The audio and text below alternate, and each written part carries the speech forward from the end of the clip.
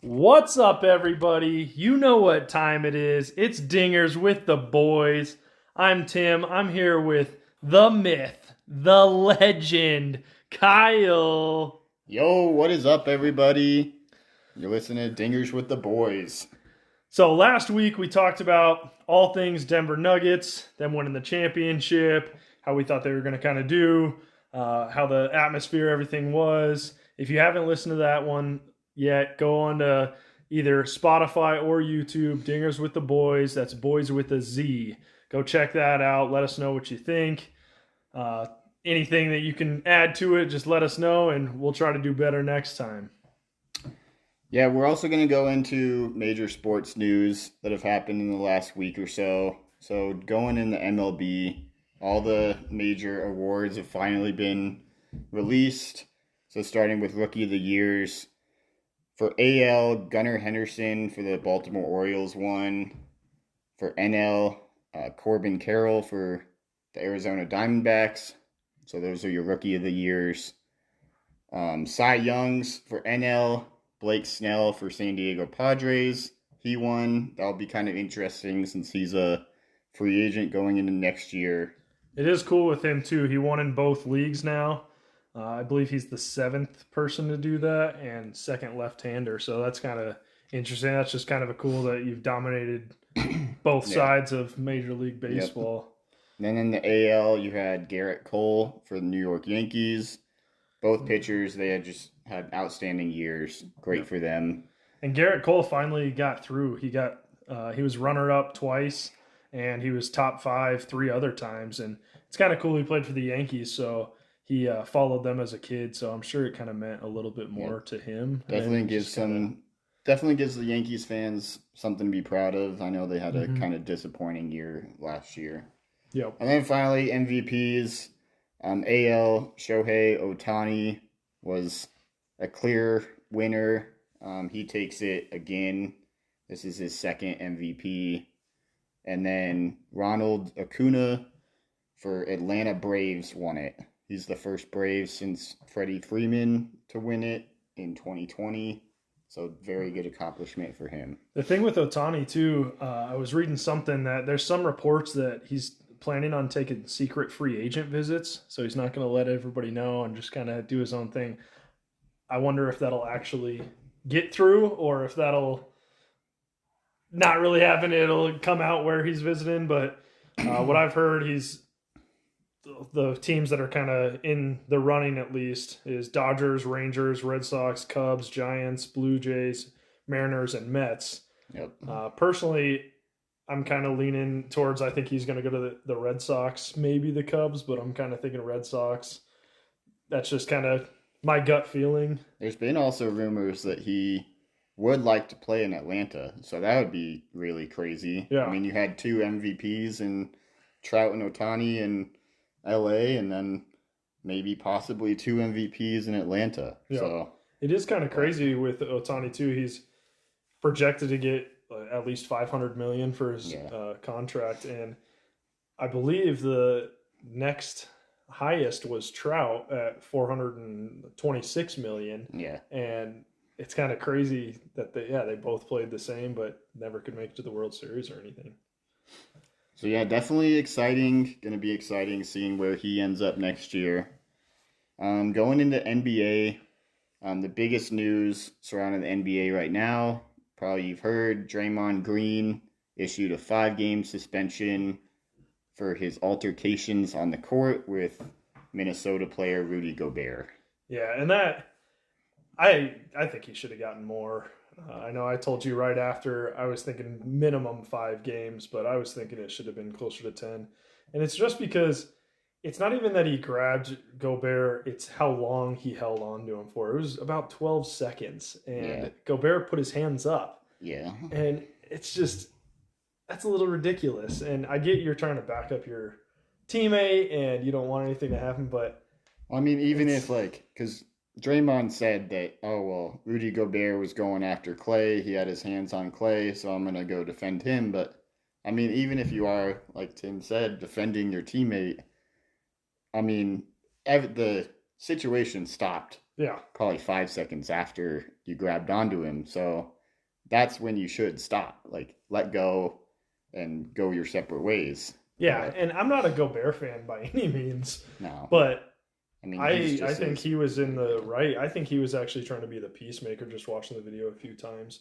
But yeah, Draymond, it's kind of crazy. Rudy Gobert said after the game that he thought that Draymond was going to get ejected because he doesn't like to play without Steph. And obviously, Steph wasn't playing last night.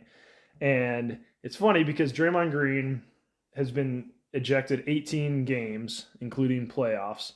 And out of the last 11, um, sorry about that. Out of the last 11, seven of them, Steph Curry was not playing. And so that's kind of interesting. Yeah, I never really thought about that. But yeah, seven of the last 11 ejections, Steph Curry wasn't playing. So maybe there is a little truth to that. But I do think that the NBA, obviously, they don't like it at all. However, at that time, because it was during the in season tournament, and they're really trying to promote that in season tournament. And so yeah, that really hurt them. yeah, it did. I definitely was like, yeah, they say they don't like ejections like this and stuff, but then they just knock people with 5 game suspensions like it's nothing. Like Mm-hmm. Draymond, a 5 game suspension, that's basically just going to be a week off, and Yep. He like does that's get it. he doesn't get paid for it, so it'll come out to a little under 800,000, I believe. Yeah. So I mean that's a huge chunk of I mean, even change, though like but a player like him, he's been around the league for yeah, quite a long like while, and it he really definitely doesn't has hurt money, him but that that's much. definitely a Like, big chunk of change for sure. But so today we're going to be talking about the in season tournament actually, and what we think about it and everything. So let's start with like what we think about it personally, and I kind of like it. I think it is good because a lot of people say that the NBA season doesn't start till Christmas. Well, this is all before Christmas, so I think it's kind of getting people engaged a little bit more, and you want your team to get that, and it's just kind of an exciting time.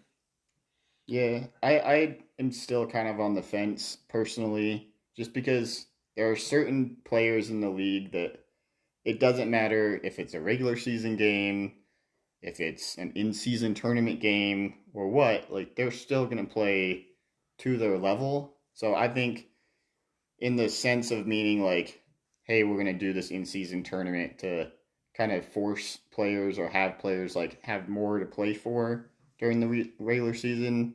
I think there's certain players in the league that it doesn't take a tournament like this to kind of do that. So in that sense, I think the in-season tournament is kind of redundant. Sure, I'm still gonna enjoy watching. I mean, so far the games have been very good across the board. Yeah, I think the Um, intensity has been there though, yeah, and overall, we're still very early in it, but overall, I think that the players are coming out though a little bit more. And like you said, there is definitely players that it won't affect them or anything, but it's definitely I enjoy like watching it and just seeing where it'll come. And so for those of you that don't know really what the in-season tournament is, it's very similar to the European soccer tournaments and the WNBA Commissioner's Cup. There's 6 groups, 3 from each conference, 5 teams in each group. The top 3 teams from the previous season records got put into a group and randomly got selected to a group, and then so forth. So it wasn't just whoever the NBA wanted; it was randomly selected by the prior season's records. All the games will be played on Tuesdays and Fridays. There will be 4 games each, and there will be 2 home, 2 away for each team. All the games will be counted as the regular season, other than the championship game. That doesn't count, or the stats for that game doesn't count as well. Um, so to get to the knockout round, there will be 1 team from each group, and then 1 wild card from each conference as well. So 8 total teams.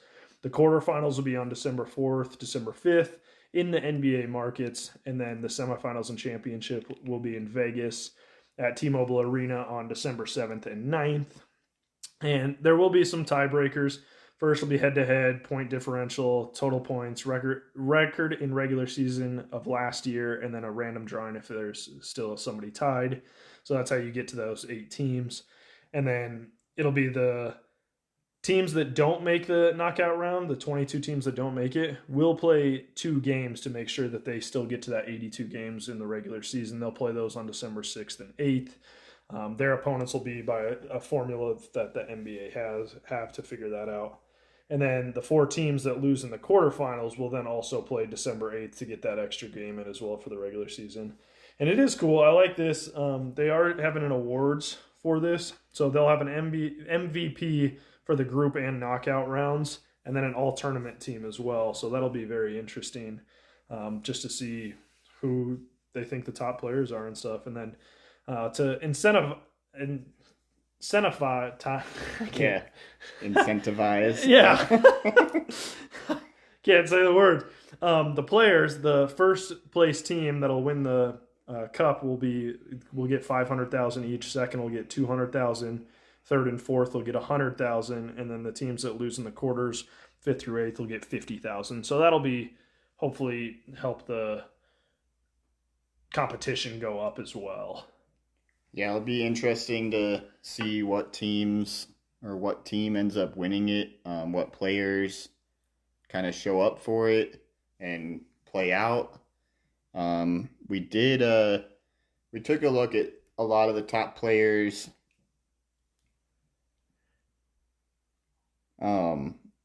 But yeah, it would just be like, we're going to go into like, all right, what teams are, like what players are kind of showing up and whatnot.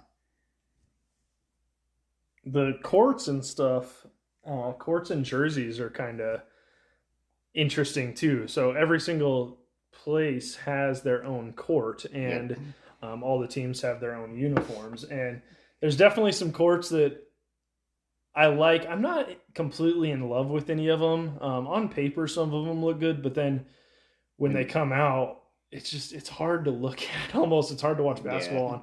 For example, like the Denver Nuggets one. Huge Nuggets fans. I do not like the court. Yeah, I don't either. I think Denver kind of overutilizes the 5280. Yeah, it's weird. We don't have our logo anywhere. And yeah, I know 5280, that's a mile high. Denver's a mile high. That's huge here. However, I would say at least 75% of other people that doesn't matter to them. They don't really care. I also think that they did the colors kind of like Golden State, which I do not like at all. I think they could have definitely done better, but it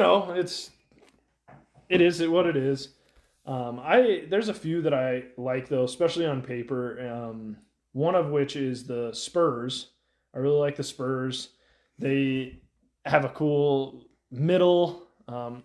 It's kind of like a yellow greenish. Like I said, I'm not in love with it, but I do think it's kind of a cool like look to it. At least they kind of thought about it a little bit more, it looks like. Yeah. One court I like Utah. I mean, it could just be like I'm a big fan of purple, but I think their court is actually really cool. Yeah. Another one I really like that I think might be my favorite is Indies. I think Indies is Indiana Pacers. I think they have the best court for the in-season tournament courts. It's weird. It's very simple. It reminds me almost of cartoon Nickelodeon-ish. Yeah, but I like the cartoon it as well. Kind of play style. Yeah. Yeah, I did like how they just put the indie out there and the colors didn't clash too much or anything. I liked the Milwaukee Bucks one, which I was a little surprised. On paper, I didn't like it as much, but when I was watching the game the other night, I did like it. It's got Fear the Deer at the bottom. I liked that. And same with the Charlottes. They have the Hive is alive on the bottom. I kind of like that. That's just... It's kind of cool that teams are kind of putting those little tidbit like details into them. Yeah. It's not just, here's our logo and here's our colors. Yeah. Like, the one that I actually really liked that I'm actually surprised about was the Pelicans court. It has purple on the outside and then a green on the inside, and I thought it looked pretty sweet. I'm gonna have to stop you there. I mean, no offense to any Pelicans fans listening, but I personally think you guys have the worst court. I think it just looks gross. It makes no sense. Like, I saw it live, like, I saw it on TV or whatever, and the only thing I could think of is where the heck did this green color come from? Like, I've been watching NBA for a long time now, and I don't remember Pelicans ever having green in their uniforms or anything like that, and I think the green color they did pick just reminds me of like vomit. I love the green. It looks dumb to me. I don't know what it is. Maybe it's kind of Barney-esque, I guess, like with the purple and stuff on the outside. I like the green with the Pelican logo in the middle because the Pelican logo is black and then it's like green on the inside. And I actually really like it, but I can see where you're coming from. But I don't know. There's something about it that I'm just like drawn to. And I think it looks kind of cool. Yeah, I just think this is going to be something we have to agree to disagree on. Yeah. I don't really like any of it. Yeah. And so I was looking at the uniforms too, and I think most of the uniforms are very just bland. There's nothing to them. Like Chicago's, for example, it's just black and it has Chicago on the side, and it's just, I don't know, there's like a few that I'm like, you couldn't put more thought into it. The Nuggets one, the mountains, I think if they could have emphasized that a little bit more, it would have been a lot cooler. And again, they have the 5280 all over, and I love the 5280, but I think you could have done definitely some cooler stuff. You could have done a lot more. There is three that I really liked. I liked the OKC Thunder one, and the Brooklyn Nets, and Washington Wizards. So those are the three I kind of like. Those were my probably top three. Mostly the Brooklyn Nets. I love that one. It's got the black, the blue, gray, red, just kind of all over the place. It's just kind of a cool, and it almost reminds me kind of like another cartoonish, I guess. I don't know. Maybe that's why I like it. Yeah, the Nets one is one that I really like as well. It was kind of hard, I think, to kind of see players' names on the back of the uniforms. Mm-hmm. Yep. I think the font that they chose and just the coloring that they use kind of makes it difficult, but I mean, I still think that's a very good jersey. Another jersey I thought was really cool was, again, going back to Utah, was really cool. And then I liked how the Utah, they emphasized the mountains behind it too. That's kind of what I wish how the Nuggets would have. Yeah. I didn't mind that one. And then, sorry, go ahead. And then the Pacers jersey again as well, like has a lot of like paint splatter on them. Yeah, it just like looked appealing. I liked it. Yeah, it's kind of, it almost looks like it's kind of like spray paint or painted on it in a way, a little bit on the sides, on their the sides of the jerseys and stuff. And yeah, I always look at the jerseys and I want to know who is designing these because I feel like they could be so much cooler all the time. Yeah, there's always probably a handful of teams that it just kind of seems like they took the easy route of, hey, let's just do this one or two colors and then put our name on it, and there you go. There's our jersey. But it seems like there could have been so much more done. Yeah, exactly. Well, let's go ahead and take a break here for our sponsorship from the Colorado Hat Company. We'll be back soon.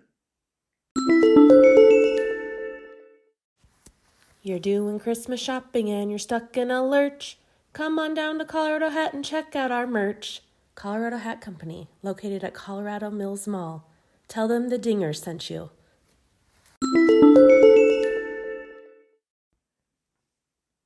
Welcome back. That was a word from our sponsor, Colorado Hat Company. Definitely go over there. They have some sweet hats. Get a good deal over there. Tell them the Dinger sent you, of course. But we are back. I'm Tim. I'm here with the myth, the legend, Kyle. Yo, what's up? So we did mention earlier for in-season tournament, we're curious to see what players are going to end up playing better in the in-season tournament games, what players are going to be not playing as well. So we're just going to kind of look at a few different players, and we're going to base it on a salary since there is a money incentive bonus to the team that wins. Yeah, it'll be interesting to see if the higher paid players are doing better or worse than the lower paid players. And it'll be interesting to see if that incentive is there. And, we picked some of these players just at random, just like I said, or like Kyle said, some of the higher paid players in the league and some of the on the lower end that still get playing time. And obviously this is a very small group. Yeah, There's only been a few in-season tournaments and it's early in the season. So, somebody could have a bad game. Somebody could have a really good game or something. But it is kind of interesting to see. First one we did was Jokic, which, Jokic always plays great. He's getting $47.6 million this year. And he's one of the highest paid players in the league. And he, in the in-season tournament, in the 2 games he's done, he's actually scoring 3.1 points more than he does in the regular season. He scored 29.4 points in the regular season and then 32.5 in the in-season. And I found, looking at most of our players, most people actually have scored more in the in-season tournament. That's one of the stats that most of them have scored more in the higher and the lower. And just so you know, like the other players that we looked at was Doncic from Dallas, Giannis from the Bucks, LeBron from the Lakers, Joel Embiid from the 76ers, and then Kevin Durant from the Phoenix Suns. Those are some of the highest paid players in the league, usually at the top of their stat sheets and leading in points, rebounds, whatever. They're the best players in the league. And then for the lower paid players, we looked at Quentin Grimes from New York, currently making $2.38 million. Malik Beasley from Milwaukee, making just over $2 million. Derek Jones from Dallas, making just over $2 million. Tyrese Maxey making $4.3 million from Philadelphia. Peyton Pritchard making just over $4 million from Boston. And then finally Christian Brown on Denver, making $2.95 million. Yep. So it's definitely a good variety. And from the stats that we looked at, overall, the higher ranked or the higher earning players, their points differential for the in-season, just as an average, is 1.4 points more in the in-season tournament than the regular season, which I find interesting because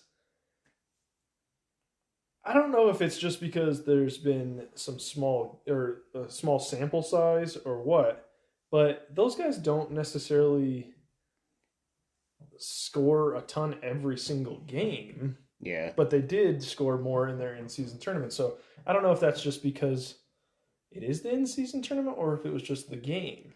It also could be like injuries played a part in it. I know Jokic is without Jamal.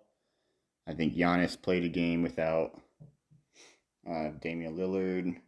So that can go into it. But yeah, definitely, like, it seems like maybe not necessarily players are playing more intensely, but game plans are more drawn out and more detailed maybe. So yeah, they're maybe more able to like scout for like a certain team. So yeah, to like better give their teams a better chance of winning, and therefore these superstar players playing better.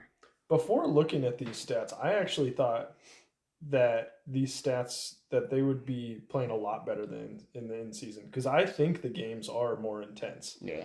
And you see that with Draymond Green the other night and Rudy Gobert. And even the other two guys that were in it as well. There's some chippiness between those two teams, but I wonder if that would have happened in a regular season, or if it's, it's just more intense, like we have all this built up energy. And it's like, hey, let's go, and it was a minute and a half into the game, and it's fun to watch. And I do think there's definitely more intense, even if some of the stats don't show it. I did find it interesting that the top earning players turn the ball over more in the in-season tournament too. And so I don't know if that's just jitters or what, but the lower earning guys, and yeah, they might have gotten a little less minutes as well. So that could have something to do with it, but they actually turn the ball over less in the in-season tournament. So I don't know. Maybe that's just them not wanting to make a mistake. They don't want them to cost like their team because a game in the regular season doesn't mean as much as just one of them in the in-season tournament. Yeah. So that's kind of interesting to me at least. But yeah, it's definitely interesting. So definitely on paper, it's looking like in-season tournament is a success so far. It seems like players are definitely taking it seriously.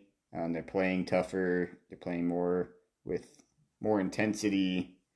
And I mean, that's kind of going across the board, whether you're making $45 million or $2 million. I think those younger guys, or those not younger, those most of them are younger, but those guys that are making less, they actually are excelling more than the higher ones. And so maybe the salary is a little bit more incentive. And it's not any crazy amounts. And like I said, we only looked at 6 players on each side, but they definitely, it seems like they're excelling a little bit more. Those 6, their point differential is 1.5 higher in the in-season tournament, 0.7 rebounds, 0.1 steals, right at 0.1 assists. Right at the steals are right at even. Blocks are just down by 0.3, and then their turnovers are down as well. Whereas the higher paid guys, they definitely are getting the more points, 1.4, 0.7 more rebounds. They're actually getting less assists by 0.3, less steals by 0.3, less blocks by 0.4, but more turnovers as well. There's definitely some outliers as well. Yeah, I mean, one outlier is Malik Beasley. I mean, he's only had one game, but in that one in-season tournament game, he scored 0 points. And a big thing, like, it could just be that he had a bad night and that was all it was. It could have been that the game plan was less of an advantage for him. That is very interesting because he's averaging just over 11 points in the regular season. And he still played, I believe, around 24, 25 minutes. Yeah, he was still a big part of the game. But so, like you said, maybe it is. He was a little jittery. And it could have been like nerves. Maybe the nerves got to him. He felt the pressure and didn't play as well. Who knows? It's only one game, so you don't really know until the other games happen. But yeah, and that's where it's tough to look at. But on the other end, Peyton Pritchard for Boston, he scored 13 points in the in-season tournament, and in the regular season, he's averaging just under 4, which that's huge. You know, an extra 9 points is massive, especially for somebody that's only averaging just under 4.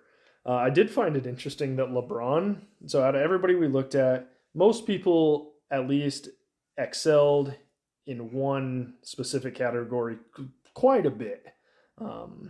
However, LeBron was pretty even throughout. He from the regular season to the in-season tournament, and I don't know if that's just being a veteran, but some of these other guys are veterans as well, or just he's just so used to all the hype and everything, so he just plays his game. Yeah, I think it's more of that. I mean, LeBron's been in the league forever. He knows his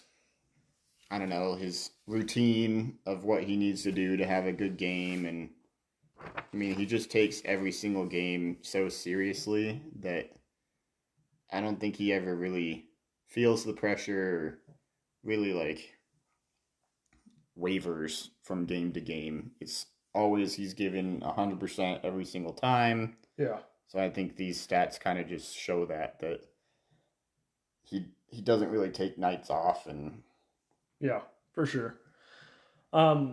We do want to go into the brackets a little bit and see who we think is going to get to the knockout rounds and then the semifinals and finals. And we just thought it would kind of be fun. Obviously, we don't know what the brackets are, but we're going to each pick 4 teams from each conference, see how close we can get. Obviously, some games have already happened, so we do have some standings that we can look at and obviously make a little bit better educated guess. But first, we got Group A, Eastern Conference. We got the Pacers, the Hawks, 76ers, Pistons, Cavaliers.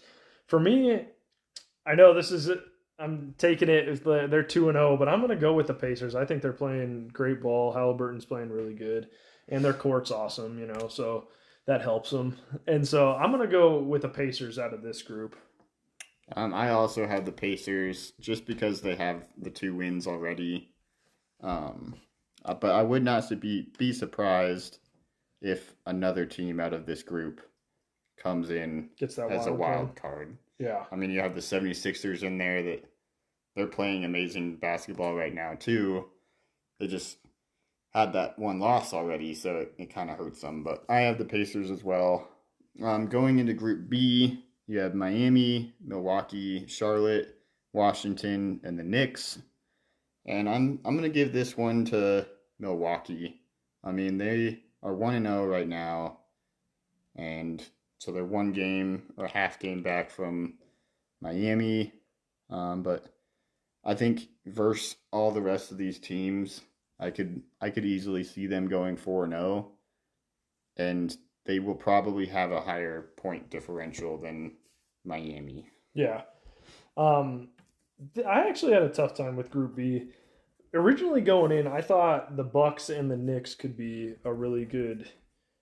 Those 2 teams could really possibly have a tough time getting out of that. The Heat are 2-0. They were also one that I was thinking, but I'm going to go with the Bucks as well.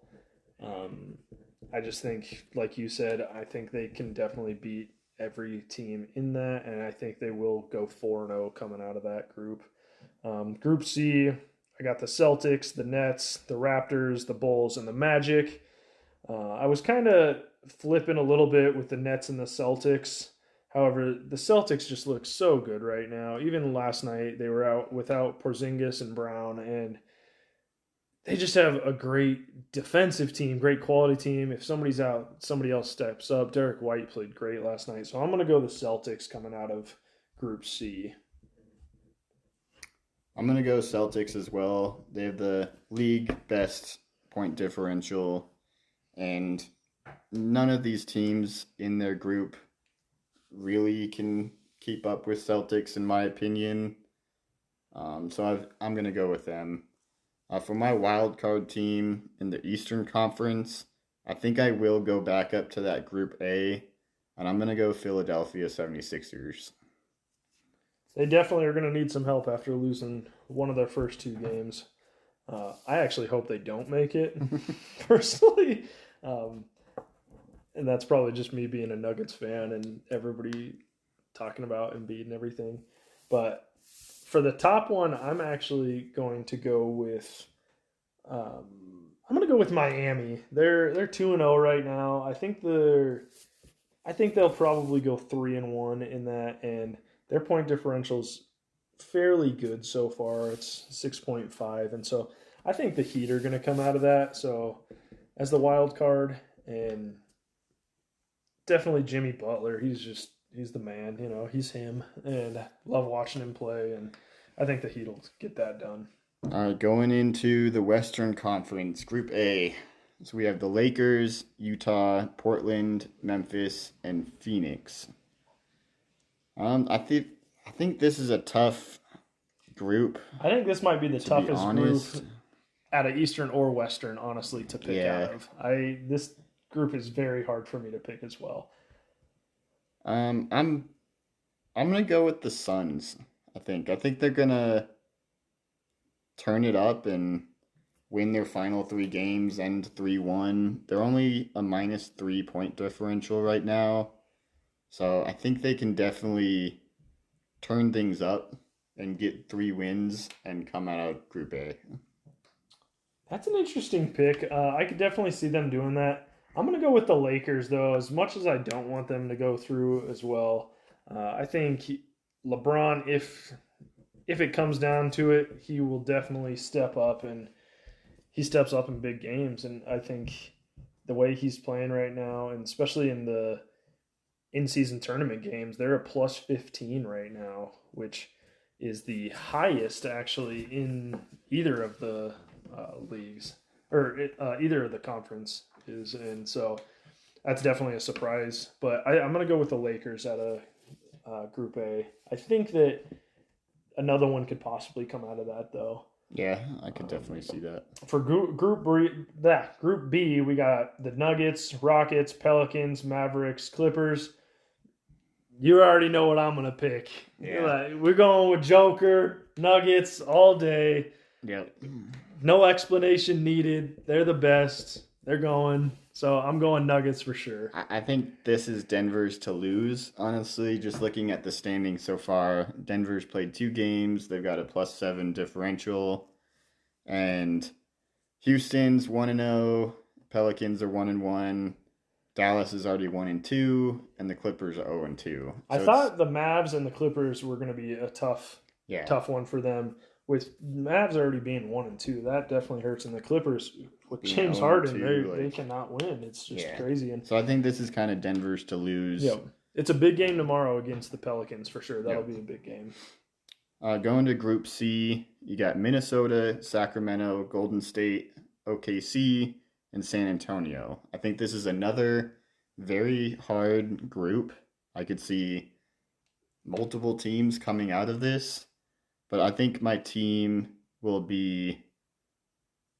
I'm gonna go with Minnesota, just because they already have 2 games under their belt. They're 2-0 with a +5 differential. But I definitely could see another player or another team coming out of this conference with that wild card. Yeah, it's definitely a tough one. Draymond Green's suspension kind of threw a wrench in this one for Golden State. They're 1-1 right now, and with Curry out right now, who knows how long he's going to be out for sure. So I think that really hurts them. I'm going to probably, I was going back and forth between the Kings and Timberwolves, but I'm going to go with the Kings. They're looking good. I think Sabonis, he's doing great, and Fox, I think both of them can definitely excel them. So I'm going to pick them out of there. For the Western Conference wild card, this was a really tough one because I think there's a few teams that are playing really good, including the Houston Rockets, which is definitely a big surprise, in my opinion. But I'm going to go with the Timberwolves. They're playing great defense, and they're just playing good as a team right now. Gobert is playing his mind out on defense, and so I'm going to go with the Timberwolves out of this one. Yeah, I'm going to pick from that same group, but I'm going with the Kings. So me and Tim have very similar picks with that Group C, both having Minnesota and Sacramento. Yeah. To get through to the next round, we obviously don't know who's going to be playing who, so we're just going to pick 2 teams each from each conference. For the Eastern Conference, I'm going to go with the Celtics and the Bucks. I think both those teams can get it done, whoever they play, unless it's against each other, obviously. But I'm going to go with the Celtics and the Bucks coming out of there. I'm going to switch it up a little bit. And as long as Boston and Philly don't play together, like play each other, I think it's going to be Boston versus Philly. I think this Pacers team, if they face Milwaukee, I think they can take Milwaukee down. But I think ultimately the best 2 is probably Boston and Philly. Going to the Western Conference between these top 4 teams, obviously got to go with Denver. I think Denver has the tools, able to beat all 3 of those teams. And then for that third or second, I think I'm going to go with Sacramento. I'm going with Nuggets too. You already know. Nuggets for sure.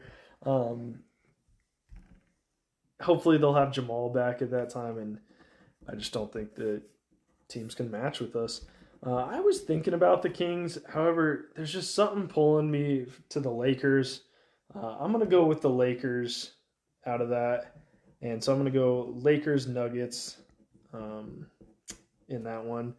To get to the championship, in the Western Conference, Nuggets, Lakers, I think it's going to be a repeat of last year. I think Nuggets are going to dominate. Nuggets are going to get to the championship for sure. I agree. I think it's going to be Denver going to the championship.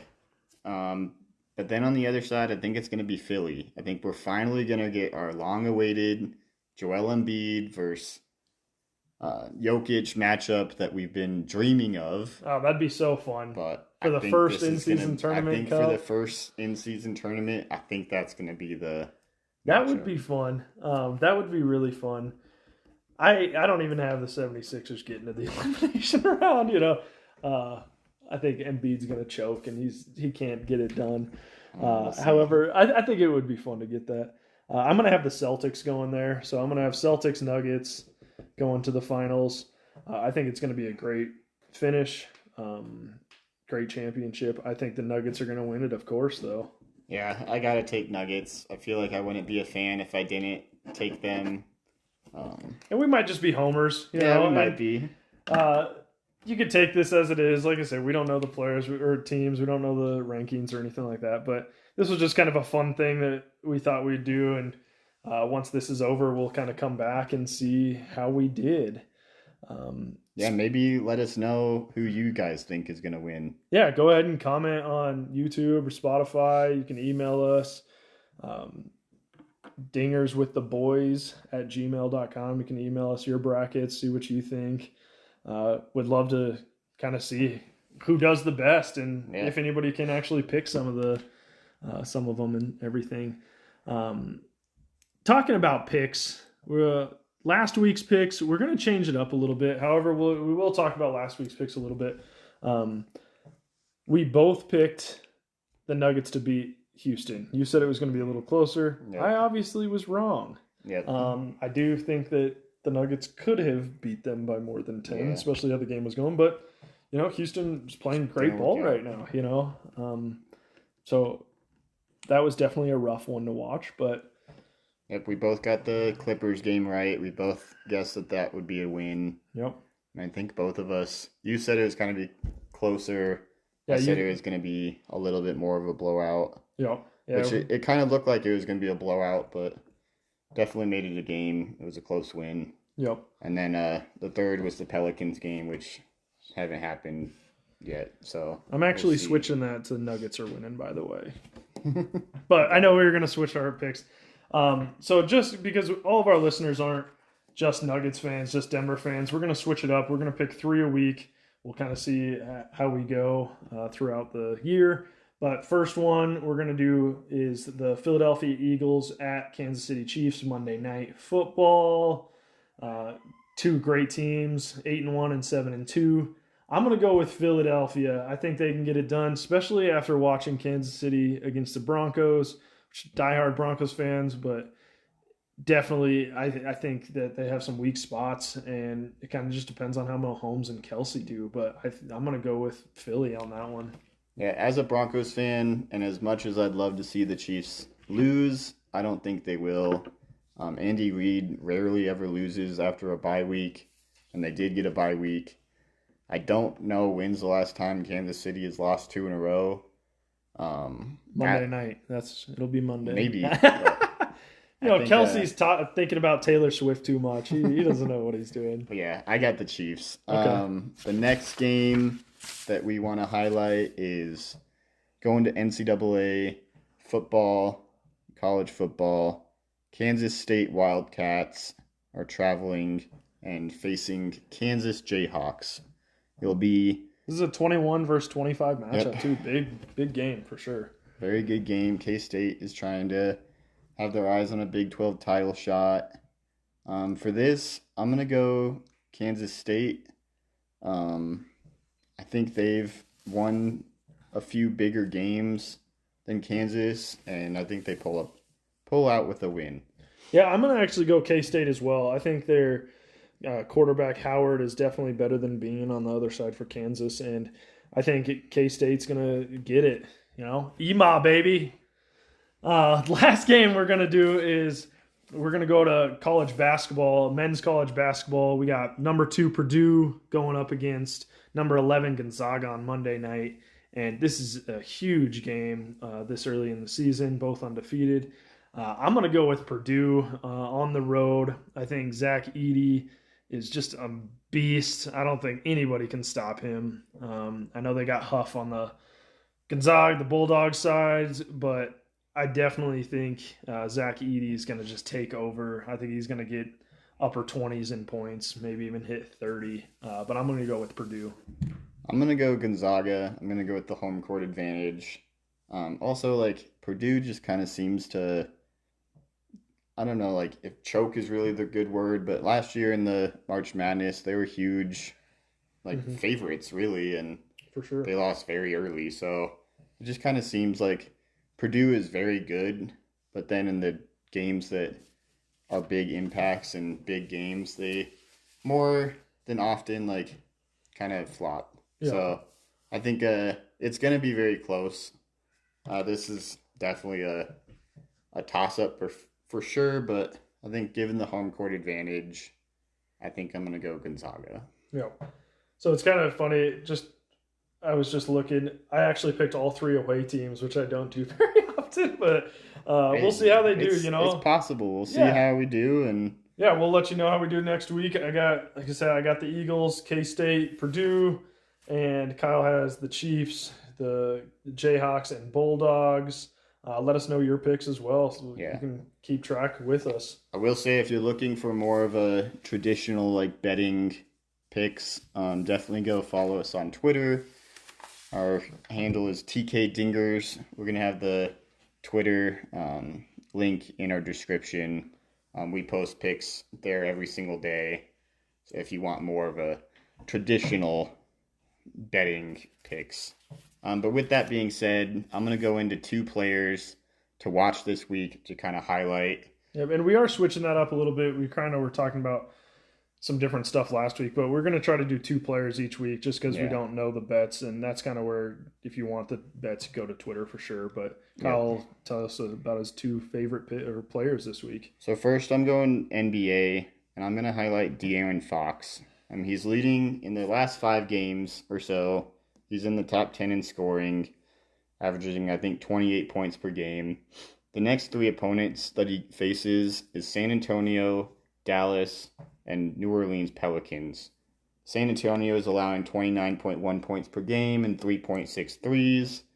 Dallas is 24.3 points per game and 3.2 threes. Pelicans are allowing 29 points per game and 4.3 threes. I think each of these matchups Fox can excel in and definitely have really good games. Upper 20s in scoring and 3+ threes in probably each of those. And then my next player, I'm going to go NFL. I'm going to highlight somebody that you might not even know. It's Trey McBride. He's the tight end for the Arizona Cardinals.